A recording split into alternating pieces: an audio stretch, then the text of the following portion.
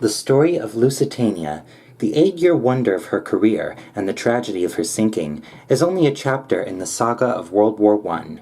As late as the mid-19th century, ocean voyages were grim necessities instead of pleasure cruises. English author Charles Dickens called his Boston-bound ship the Britannia not unlike a gigantic hearse with windows in the sides. Of his bunk he wrote, "Nothing smaller for sleeping in was ever made, except coffins." Even after commercial ships began to sail on fixed schedules, passengers endured cramped, unsanitary conditions for up to a month. Food was bad, disease was rampant, and the sea was unpredictable. Of every 100 ships that would set sail, 16 would never reach port. Some of them even disappeared without a trace. The North Atlantic may have been harsh, but the world was getting smaller. Travel and mail between Europe and North America were increasing. By the late 19th century, technology and ship design were advancing to meet these needs, and shipbuilders focused on comfort, style, and speed. With each advance, the transatlantic run took less time. Seeking to make the most of this trend, a Canadian businessman named Sir Samuel Cunard legally founded the Cunard Line in 1839. He and his colleagues bid £45,000 for the service to take the English mail between his homeland and the United States. The new British and North American Royal Mail Steam Packet Company ordered 6 innovative liners. The first ship was Britannia, and she sailed on July 1840. The new luxury liners were built for a new kind of passenger who can afford them. In their world, Mrs. Stuyvesant Fish and her dog arrived at a party in a $15,000 diamond collar. C.K.G. Billings hosted an elegant dinner served entirely on horseback. Newfound wealth found a new style during the Gilded Age, a name given by American author and social critic Mark Twain to the last 3 decades of the 19th century. The industrialized Western world was secure and prosperous in the years following the American Civil War and the Franco-Prussian War. Poverty was still everywhere, but the growing middle class now enjoyed leisure time, and the upper class flaunted its wealth. The great minds of science and business were speeding up a pulsing industrial beat that drowned out Mother Nature's slower, gentler rhythms. Progress was the new god for those who want to see results larger than life. Few thought about the consequences. During the Gilded Age, bigger certainly was better in the war of commerce between shipbuilders. Increasing trade and immigration demanded ships that would accommodate both steerage passengers and the thrill-seeking rich. In March 1885, John Elder & Co. laid the keels for 2 Cunard ships that would be considered the first modern ocean liners. Big, fast, and comfortable. Etruria and Umbria. 7,000 tons would reach a speed of 19 knots, crossing the Atlantic in a mere 7.5 days. Cunard's chief rivals, the British White Star Line and the German Hamburg America Line, would have to rise to the challenge. One American with no fear of progress was financier J.P. Morgan. The booming Atlantic passenger trade had caught his eye. He started a price war with the lines he already owned and made attractive offers to those British, European, and American lines that were losing money. His international navigation company grew to become International Mercantile Marine. Morgan's desire to own a major British shipping enterprise focused on the White Star and Inman lines. In December 1902, he bought White Star for £10 million, 10 times its earnings in 1900. The liners continued to sail proudly under the Union Jack, but now an American hand rested heavily on the tiller. The Cunard Line's arrivals flourished with International Mercantile Marine's backing. The same year of the purchase, George Burns, the second Lord Inverclyde, had been setting up an agreement with Morgan. As the son of the recently deceased First Lord Inverclyde, Burns had taken charge as chairman of Cunard and its subsidiaries 1 year earlier, and impressed his employers with his abilities and vision. The influence of the Inverclyde family on transatlantic passenger trade had come a long way since Sir Samuel Cunard first founded the company for a simple bid. Cunard had positioned itself for speed, while White Star attempted to astound the world with sheer spectacle. Over a business meeting with the Admiralty, Lord Inverclyde conceived a new line of ships. He envisioned what was to be at the time the largest moving object ever made by man, 3 liners to surpass both White Star and their German rivals. At 31,000 tons, these ships would be 50% bigger and 50 feet longer than anything yet built, able to carry more passengers to America than ever before. These 3 liners would be constructed to lure the world's wealthiest travelers with their magnificence. They would be called Mauretania, Lusitania, and Aquitania. In June 1903, an agreement was arranged between the Admiralty and Cunard's Marine Superintendent James Bain, and the dream was set in motion. Rear Admiral H.J. Oram, Charles Parsons, and other ranking members of Cunard's offices arrived at Clydebank, Scotland to review John Brown and Company's construction plans for the 3 new wonder ships. Leonard Pescud presented the drawings, assisted by his colleagues and managing director Charles McLaren. The contract, signed on July 30th, stated that John Brown and Company would begin construction on the first 2 liners now, and the 3rd later. Lusitania and Mauretania were originally conceived with 3 funnels, but a 4th was added a year later for extra boilers. A similar ordeal with the ship's propellers also changed with an additional number for extra speed, allowing the innermost 2 propellers to rotate inwards, while the outer propellers rotated outwards. The ships would also use a balanced rudder, and all machinery, as per Admiralty stipulations, would be below the waterline. This agreement signaled an annual operating subsidy of £75,000 each in addition to a mail contract worth £68,000. Additionally, in times of war, the twins would also be used as auxiliary cruisers. Before construction began, the planners and draftsmen, encouraged by Cunard's committee for the twins, proposed a unique design that would rival the Kaiser Wilhelm van der Gross of the No-Duscher Lloyd Company. First-class passengers would make dramatic entrances and exits in a twisting rectangular grand staircase of black wrought iron. First and second-class passengers would also have elevators to carry them between 6 decks of the ship. The shelter deck featured a dining salon and nursery for children whenever their parents went to breakfast, lunch, and dinner, and the glorious dome-capped dining room decorated in the style of the Petit Trianon at the Palace of Versailles, making relaxation possible for children and adults on the high seas.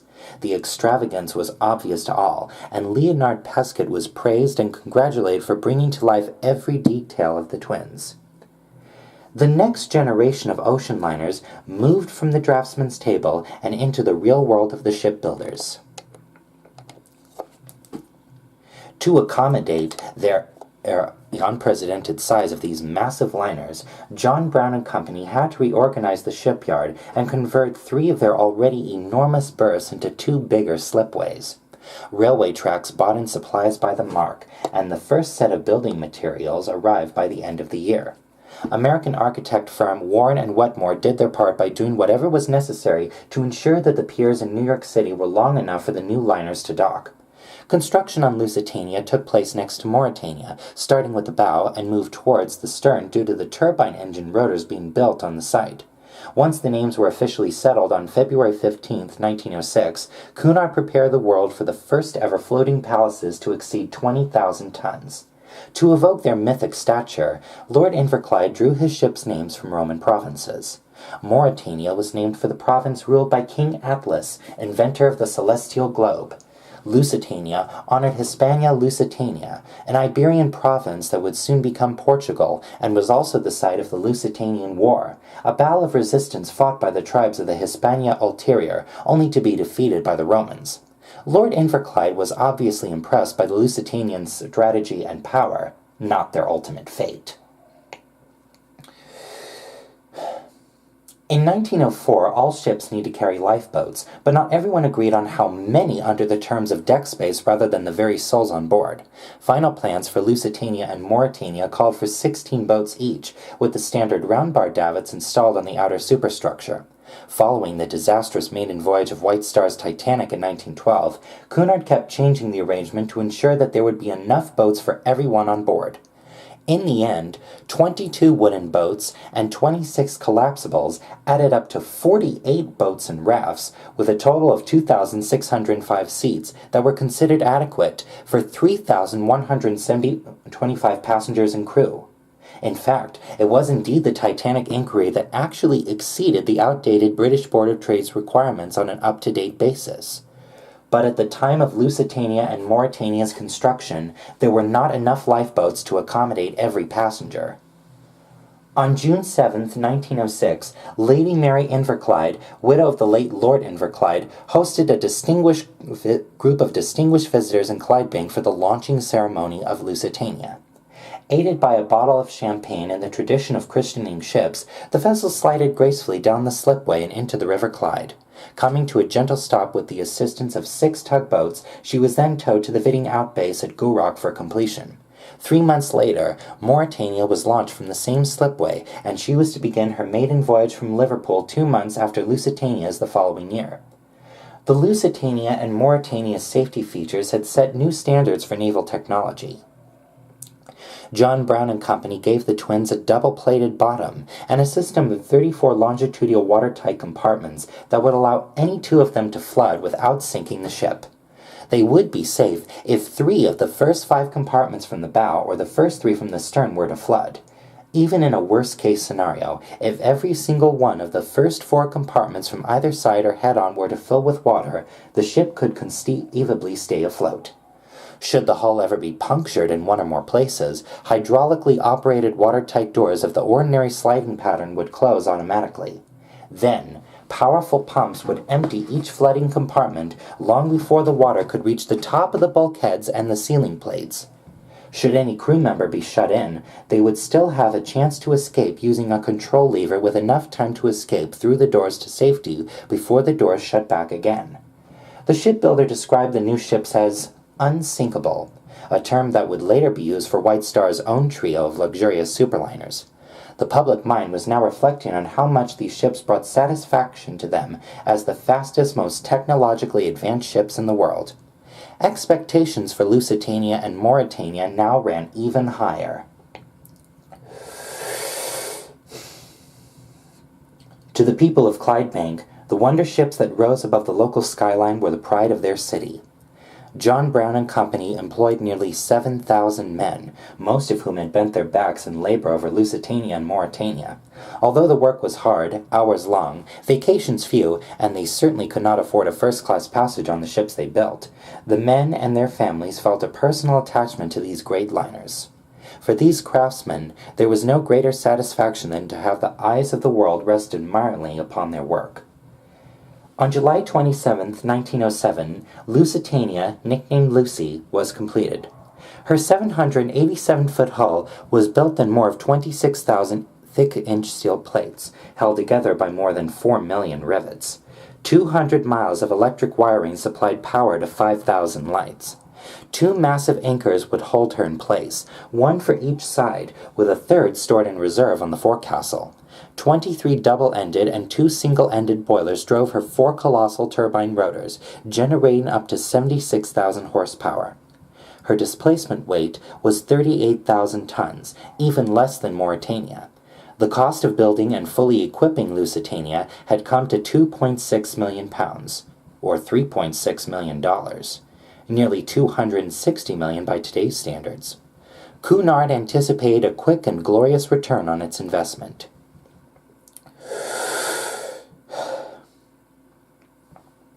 With the fitting complete, Lusitania's officers conducted a 2-day sea trial on the Clyde.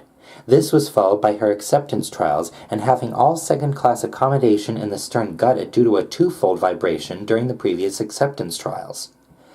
They tested her engines, practiced turns, and to their delight, the ship reached a groundbreaking speed of 26.7 knots.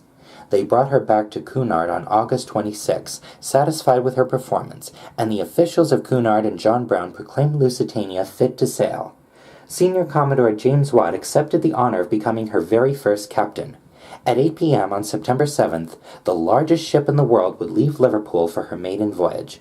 History was made 6 days later when she arrived at Pier 54 in New York City to 100 people and horse-drawn carriages who gathered to watch the marvel of British engineering make her way towards the very last second of her final destination. And that's it.